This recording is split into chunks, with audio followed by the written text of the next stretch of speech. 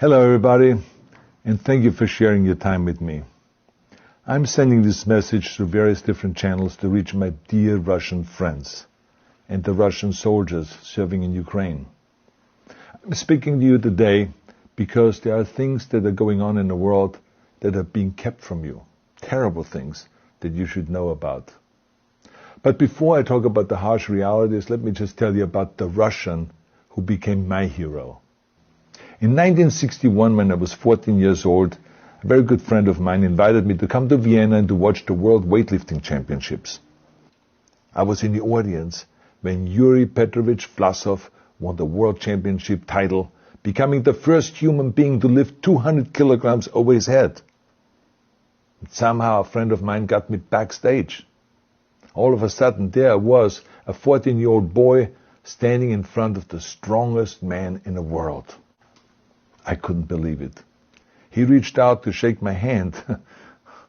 I still had a boy's hand.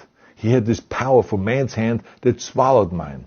But he was kind, and he smiled at me. I would never forget that day. Never. I went home and I put his photo above my bed to inspire me when I started lifting weights. My father told me to take down that picture and to find a German or an Austrian hero. He got really angry, and we argued back and forth. He didn't like Russians because of his experience in the Second World War. You see, he was injured at Leningrad, where the Nazi army that he was part of did vicious harm to the great city and to its brave people. But I did not take the photograph down, no, because it didn't matter to me what flag Yuri Vlasov carried. My connections to Russia didn't stop there, by the way. Oh, it actually deepened when I traveled there with bodybuilding and for my movies and met all my Russian fans. And on one of those trips, I remember, I met Yuri Vlasov once again. It was in Moscow during the filming of Red Heat, which was the first American movie allowed to film in Red Square. Now, he and I spent the whole day together. He was so thoughtful, so kind, and so smart, and, of course, very giving. He gave me this beautiful blue coffee cup. And ever since then, I've been drinking my coffee out of every morning. Now, the reason why I'm telling you all of those things is that ever since I was 14 years old, I've had nothing but affections and respect for the people of Russia. The strength and the heart of the Russian people have always inspired me. And that is why I hope that you will let me tell you the truth about the war in Ukraine and what is happening there. No one likes to hear something critical of the government, I understand that. But, as a longtime friend of the Russian people, I hope that you will hear what I have to say. And may I remind you that I speak with the same heartfelt concern as I spoke to the American people when there was an attempted insurrection on January 6th last year, when a wild crowd was storming the U.S. Capitol, trying to overthrow our government. You see, there are moments like this that are so wrong, and then we have to speak up. And it's exactly the same with your government. I know that your government has told you that this is a war to denazify Ukraine. Denazify Ukraine? This is not true. Ukraine is a country with a Jewish president, I might add, whose father's 3 brothers were all murdered by the Nazis. You see, Ukraine did not start this war. Neither did nationalists or Nazis. Those in power in the Kremlin started this war. This is not the Russian people's war. No. As a matter of fact, let me tell you, what you should know is that 141 nations at the UN voted that Russia was the aggressor and called for it to remove its troops immediately. Only 4 countries in the entire world voted with Russia. That is a fact. See, the world has turned against Russia because of its actions in Ukraine.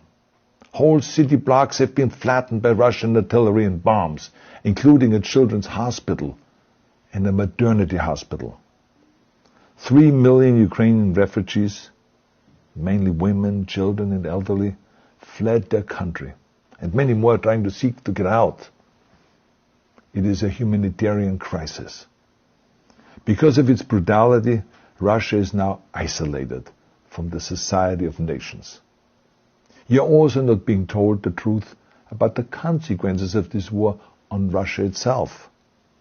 I regret to tell you that thousands of Russian soldiers that have been killed. They have been caught between Ukrainians fighting for their homeland and the Russian leadership fighting for conquest. Massive amounts of Russian equipment have been destroyed or abandoned. The destruction that Russian bombs are raining down upon innocent civilians has so outraged the world that the strongest global economic sanctions ever taken have been imposed on your country. Those who don't deserve it on both sides of the war will suffer. The Russian government has lied not only to the citizens, but to its soldiers. Some of the soldiers were told they were going to fight Nazis. Some were told that the Ukrainian people would greet them like heroes. And some were told that they were simply going on exercise. They didn't even know that they were going into war. And some were told that they were there to protect ethnic Russians in Ukraine. None of this is true. The fact is that Russian soldiers have faced fierce resistance from the Ukrainians who want to protect their families and their country. When I see babies being pulled out of ruins, I think that I'm watching a documentary about the horrors of the Second World War, not the news of the day. Now let me tell you, when my father arrived in Leningrad, he was all pumped up on the lies of his government. And when he left Leningrad, he was broken, physically and mentally. He lived the rest of his life in pain. Pain from a broken back, pain from the shrapnel that always reminded him of these terrible years, and pain from the guilt that he felt. To the Russian soldiers listening to this broadcast, you already know much of the truth that I've been speaking. You've seen it with your own eyes. I don't want you to be broken like my father. This is not the war to defend Russia that your grandfathers or your great-grandfathers fought. This is an illegal war. Your lives, your limbs, your futures are being sacrificed for a senseless war condemned by the entire world. Now, to those in power in the Kremlin, let me just ask you, why would you sacrifice those young men for your own ambitions? To the soldiers who are listening to this, remember that 11 million Russians have family connections to Ukraine. So every bullet you shoot a brother or a sister. Every bomb or every shell that falls is falling not on an enemy, but on a school, or a hospital, or a home. I know that the Russian people are not aware of such things are happening.